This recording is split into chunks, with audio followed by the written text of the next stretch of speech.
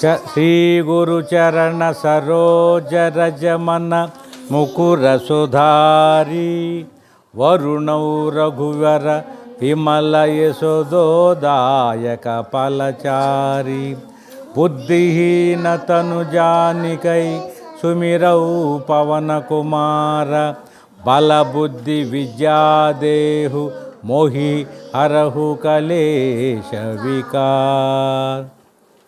చదవగలిగిన వాళ్ళు చదవండి, చదవలేకపోయినా మీకు అర్థం ఎంతవరకు వద్దో అంతవరకు చూస్తూ నేను చెప్తాను కదా, దాన్ని బట్టి మీరు చెప్పండి అమ్మా. సరే, ఆ పాప చదవలేదు, నువ్వు విను చెప్పు. సరే, మీకు ఎందుకు ఇచ్చారంటే మీరు మర్చిపోకుండా బాగా చదువుతారని. జయ హనుమాన జాన గుణ సాగర జయ కపీసతి హులోకవు జాగర రామదూత అతులిత బలదామ అంజని పుత్ర పవన సుతనామ మహావీర విక్రమ బజరంగి కుమతి నివార సుమతి కేసంగి కంచన వరణ విరాజ సువేశ కానన కుండల కుంచిత కేశ హార్ద వజ్ర ఔధ్వజా విరాజై కాందే మూంజ జనేవూ సాజై శంకర సువన కేసరి నందన తేజ ప్రతాప మహాజగవందన విద్యావాన గుణియతి చాతుర రామకాజ కరివే కో వాతుర ప్రభు చరిత్ర సునివే కో రసియ రామలకన సీతామన బసియ సూక్ష్మ రూపధరిసియ హృది కావ వికట రూపధరి లంక జరావ భీమ రూపధరి అసుర సమారి రామచంద్ర के काज सवारी लाय सजीवन लखिन जियाए श्री रघुवीर हर्षि उर लाए रघुपति की नी बहुत बड़ाई कहा भरत सम तुम प्रिय बाई ससवदन तुम रोयस गावै अस कहि श्रीपति कंठल कावै शनकादिक ब्रह्मादि मुनीश नारद सारद सहित ईश यम कुबेर दिगपाल जहाते कवि कोविद कगिसिके काते. 15 శ్లోకాలండి అమ్మా. ముందు 10 నుంచి 15 దాకా పోయిన వారం చెప్పా. అప్పుడు పోయిన వారం రాలేదు కదా కొంతమంది. మొదట 10 చెప్పావు, 15 శ్లోకాలు. దాన్ని కొద్దిగా చెప్పుకుంటూ క్లుప్తంగా ఈ చివర 5 శ్లోకాల భావం వివరంగా చెప్తాను. ఇంకా మీరు ఇది మిస్ కాకుండా వస్తాం. అసలు హనుమాన్ చాలీస ఏంటంటే ఫస్ట్ ప్రార్థన శ్లోకం ఉంది కదా, బల బుద్ధి విద్యాదేహు మొహియరు కలేశ వికార్ ఉంది కదా. బుద్ధిహీన తను జానికై సుమిరౌ పవన కుమార్ బల బుద్ధి విద్యాదేహు మొహియరు కలేశ వికార్. బుద్ధిహీనత వలన నేను ఈ రకంగా ఉన్నాను, నాకు ఈ జన్మ వచ్చింది అంటే బుద్ధిహీనత అంటే ఇంకా మనం స్వర్గం దేవతలు అయిపోవాలి కదా అని చెప్తూ, బలం ఉంటేనే కదా మనం సంఘంలో ఏడైనా ఇది చేయగలం. మన మీదకి ఒక దొంగ వచ్చాడు, మనం యుద్ధం చేయాలంటే బలం ఉండాలి. బుద్ధి, మనసు ఉంటుంది, మనసు ఏం చేయాలంటది, ఆడుకుందాం లేప ఏం పోతాం గురువు కాడక. బుద్ధి ఏం చెప్పద్ది, నువ్వు పో నాయనా, నువ్వు పోతే మంచి విషయాలు తెలుసుకుంటావు, బాగుపడతావు బుద్ధి చెప్పద్ది. ఆ బుద్ధి ఇస్తాడు ఎవరు, ఆంజనేయ స్వామి. బల బుద్ధి విద్య, చదువు బాగిస్తాడు. అట్లాగే బల బుద్ధి విద్య మోహియారు కలిసి జయ హనుమాన జాన గుణ సాగర జై కపిసతి సాగర రామదూత, ఇంకా మన శ్లోకాలు వస్తాయి కదా. ఆయన బలము, బుద్ధి, విద్య, తర్వాత అన్నీ మనకేమేమి కావాలో అన్నీ, తర్వాత అజాడ్యం అంటే మనలో చెడు ఆలోచనలు ఉంటాయి కదా అవి తీసేస్తాడు. అట్లాగే వాక్చాతుర్యం ఇస్తాడు. ఇప్పుడు మనం ఇక్కడ బయటికి వెళ్తాము, మన మాటలు నేర్పడతనంతో మనం జనాల్ని గెలుచుకుంటాం అనమాట. ఈ అబ్బాయి బాగా మాట్లాడతాడు సరదాగా, ఆ మాట్లాడటం కూడా ఒక విద్య అనమాట. కాబట్టి బాల బుద్ధి విద్యా దేహు మొహి అరు కలేశ వికార్ ఇవన్నీ మనకు హనుమంతుడు ఇస్తారనమాట అమ్మా. కాబట్టి ఇవన్నీ మనకు కావాలంటే ఏం చేయాలా, హనుమాన్ చాలీసా చదవాలి. జయ హనుమాన జ్ఞాన గణుసాగర జై కపీస తిహులోక భుజాగర. 3 లోకాలు నిన్ను కీర్తిస్తాయి స్వామి, 3 లోకాలు నిన్ను ప్రార్థిస్తాయి. తర్వాత జయ హనుమాన గుణసాగర జై కపీస రామదూత శృతి బలధామ అంజని పుత్ర పవన సుతనామ. నువ్వు రామదూతవి, బలవంతుడు, మీ అమ్మ అంజని పుత్రుడివి, అంజని పుత్ర. ఆ తర్వాత ఏనన్నా అంజని పుత్ర మహావీర విక్రమ బజరంగి కుమత నివార సుమతి కేసంగి. నువ్వు మహావీరుడివి, కుమత నివార సుమతి కేసంగి అని మనలో ఉండే దోషాలు కష్టాలు తొలగించి మంచి బుద్ధిస్తావు, మంచినిస్తావు. ఆ తర్వాత తగడా చెప్పాలా? మీ చేత తెప్పించాలి. కంచన వరణ విరాజు సువేష అంటే ఆయన బంగారు లాంటి శరీరం అన్నమాట. ఆయన కుండలు ఉంటాయి, కానర కుండల మన ఇవి ఉంటాయి కదా, దీన్ని ఏమంటారా, జిమ్కీలు ఇవి ఉంటాయి కదా, ఏలాడి అవి ఉంటాయన్నమాట. కొంచెం కానన్న కుండలో కొంచెం దశ హోద్రవజ్ర అవధిజావైరాజై కాందే ముంజ సన్నుస అంటే ఆయనకి వజ్రం లాంటి గద ఉంటుంది అనమాట. అట్లాగే ఆయనకు ఒక జెండా ఉంటుంది. తర్వాత చదువునా చదువు, అర్థం కాలేదు నాకు.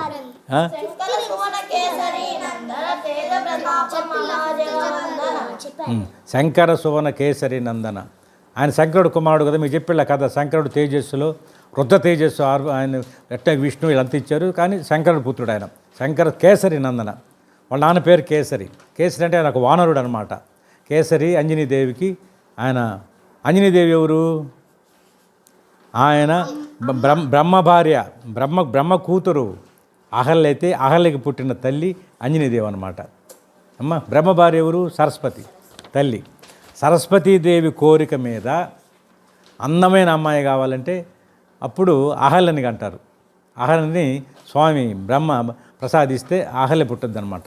అహల్య కూతురు వచ్చేసి అంజనీదేవి. అంటే అంత వాళ్ళ చరిత్ర అంత గొప్ప చరిత్ర అనమాట. తర్వాత చదువునా.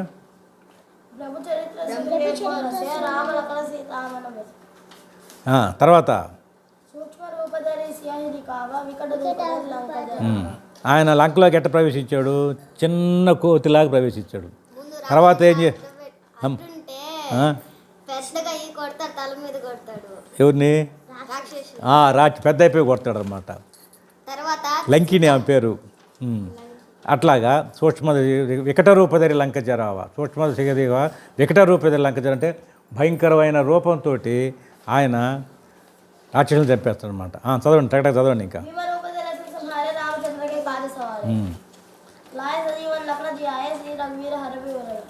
లాయ లెక్కన జయ శ్రీ రఘువీర హర్షివరలాయి రఘుపతికి నీ బహుత బడాయి కహా భర్త సమత్తమ ప్రియబాయి శాసవదం తుమారో. ఇవి ఉన్నాయి కదా మిగతా శ్లోకాలు. ఇప్పుడు మీకు కథ చెప్తాను అనమాట. అదేంటంటే యుద్ధం జరుగుతూ ఉంటుంది. శ్రీరాముడు పరాక్రమం వలన సోగం మంది రాక్షసులు చనిపోతారు. అప్పుడు రావణాసురుడికి చాలా బాధేస్తుంది. బాధేసి ఏందిరా మన సైన్యం ఇంతమంది చనిపోతున్నారు అని అప్పుడు ఆయన ఏం చేస్తాడంటే ఇంద్రజిత్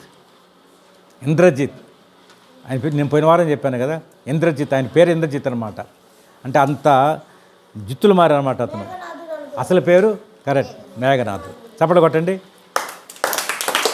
మేఘనాథుడు కానీ ఇంద్రజిత్ అంటారు. ఇంద్రజిత్తు మహాపరాక్రమవంతుడు. అప్పుడు రావణాసురుడు దిగులు పడిపోతాడు. ఏంది ఈ రకంగా నా సైన్యం చనిపోతున్నాయి, మహాబలవంతుడే కదా, రాక్షసుమే బలవంతులు కదా. అవతలుండేది ఎవరు? దేవుడు, రాముడు.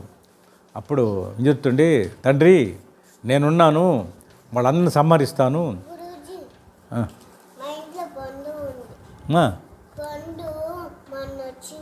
సరే నేను సంహరిస్తాను వాళ్ళందరినీ అని చెప్పేసి ఆయన యుద్ధంలోకి వస్తాడు. వచ్చిన తర్వాత ముందు హనుమంతుడు మోట్టుకుంటాడు. హనుమంతుడు మహాపరాక్రమవంతుడు కదా. ఈ ఇంద్రజిత్తు ఎంత పరాక్రమవంతుడంటే ఆకాశం నుంచి యుద్ధం చేస్తాడు, మేఘాల్లో నుంచి యుద్ధం చేస్తాడు, కనపడకుండా యుద్ధం చేస్తాడు, రకరకాల ప్రయోగాలు జిత్తుల మార్లన్నీ ప్రయోగిస్తాడు అనమాట. అప్పుడు హనుమంతుడు పెద్ద బండ తీసుకొని చిన్న కొండ లాంటిది ఇస్తేస్తాడు. రథం బయలుపోద్ది, గుర్రాలు చచ్చిపోతాయి. తర్వాత రథ సారథి ఉంటాడు, వాడు చచ్చిపోతాడు. అప్పుడు ఇంద్రజిత్తు ఇంకా హనుమంతుడి దగ్గర ఉంటే మన పని కాదనేసి తర్వాత రాముడి దగ్గరికి వెళ్తాడు. పోతే తర్వాత ఇంకా రాముడు చెప్పాలనా ఇంకా యుద్ధం చేస్తాడు. ఇతను ప్రయోగించే బాణాలన్నీ అస్త్రాలు అంటారు వాటిని. వాటిని రాముడు ఛేదిస్తూ ఉంటాడు, జరిగిపోతూ ఉంటుంది. సరే, ఈ రకంగా యుద్ధం జరుగుతుంది. తర్వాత చాలామంది ఉంటారు కదా సైన్యం, వాళ్ళంతా యుద్ధాలు చేసుకుంటూ ఉంటే ఆఖరాకి రాముల వారు లక్ష్మణునికి అంగదుడు మిగతా కొంతమందిని ఇచ్చి జాంబవంతులు అందించి నువ్వు మేఘనాథుడితో యుద్ధం చేయి అని లక్ష్మణుడు చెప్తే లక్ష్మణుడికి ఈ మేఘనాథుడు ఇంద్రజిత్తుకి ఇద్దరికి యుద్ధం జరుగుతుంది అనమాట. ఆయన బాణం అస్త్రం అంటారు దాన్ని, అస్త్రాలు శస్త్రాలు ఉంటాయి. ఇట్లా ఆయన ఇట్లా మంత్రం జపించి నమస్కారం చేసుకొని బాణం వెళ్తే అది రకరకాలుగా వెళ్ళిపోతుంది అనమాట.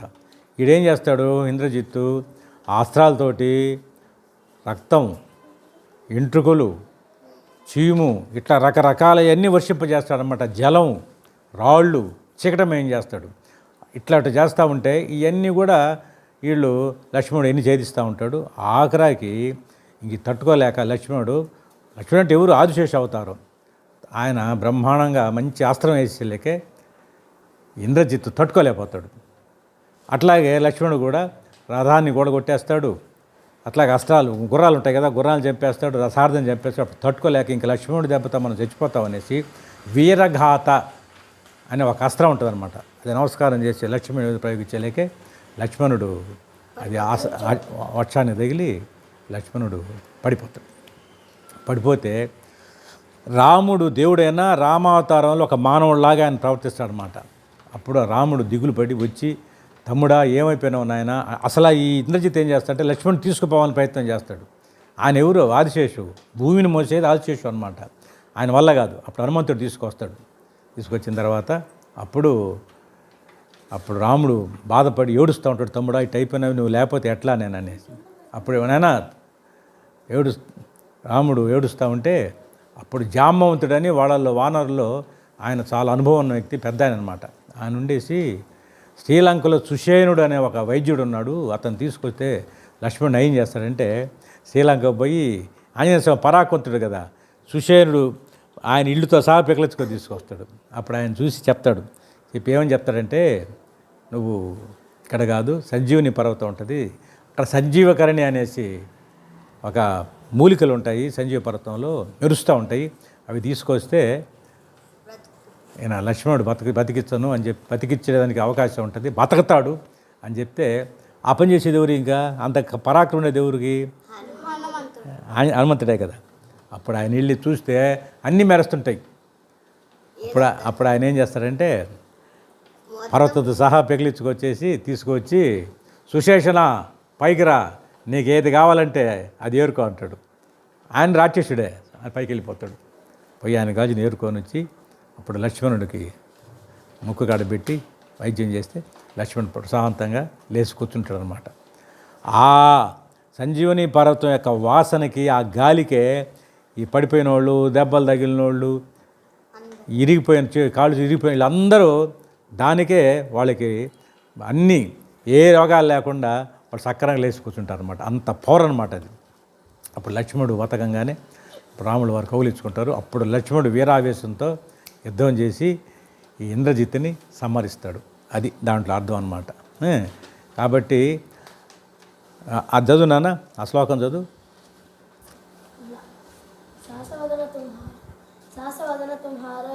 సహసవదన తుమరో యసగావై అసకహి సీప సంటలగావై శనకాదిక బ్రహ్మాది మునిష నారద సార సహిత ఈశ యమ కుబేరదిక పాల జహాతే కవి కోవిద కైసికే కహాతే. నిన్ను అప్పుడు రాముల వారు కౌలించుకొని నిన్ను పొగడాలంటే సనకాదులంటే బ్రహ్మాది మనుషులు, నారదుడు, శారదంటే సరస్వతీదేవి, యమ కుబేర యముడు, కుబేరుడు, దిక్పాలకులు, మనకి 8 దిక్కులు ఉంటాయి పాలించేవాళ్ళు దిక్పాలకులు, వీళ్ళందరూ కూడా నీ కీర్తిని పొగడలేరు అని రాముడు ఆంజనేయ స్వామిని పొగడతాడనమాట. ఇప్పుడు మనకి ఎన్ని శ్లోకాలు తెలుసుకున్నాం మనం? 15 శ్లోకాలు తెలుసుకున్నాము. ముందు చెప్పిన శ్లోకాల భావాలు కూడా మనం కొద్దిగా తెలుసుకున్నాము క్లుప్తంగా. ఈ తర్వాత ఒక 5 శ్లోకాలు, ఇట్లా 5 చెప్పుకుంటా పోతే 40 శ్లోకాలు మనకు నోటికి రావాలన్నమాట. హనుమాన్ చాలీస వస్తే మనకు మంచి పవర్ వస్తుంది, మనకు మంచి శక్తి వస్తుంది అనమాట. మనం వెళ్తూ ఉంటాం ఒక్కరమే, మనకు దెయ్యాలు భూతాలు శబ్దాలు వస్తుంటాయి, ఏదో అనుమానం ఉన్నట్టు. ఇది కానీ చదువుకుంటూ పోయినాం అనుకో ధైర్యం వచ్చేస్తుంది అనమాట. శ్రీ ఆంజనేయ స్వామికి, పవనతన శ్రీ ఆంజనేయ స్వామికి. అంతసేపు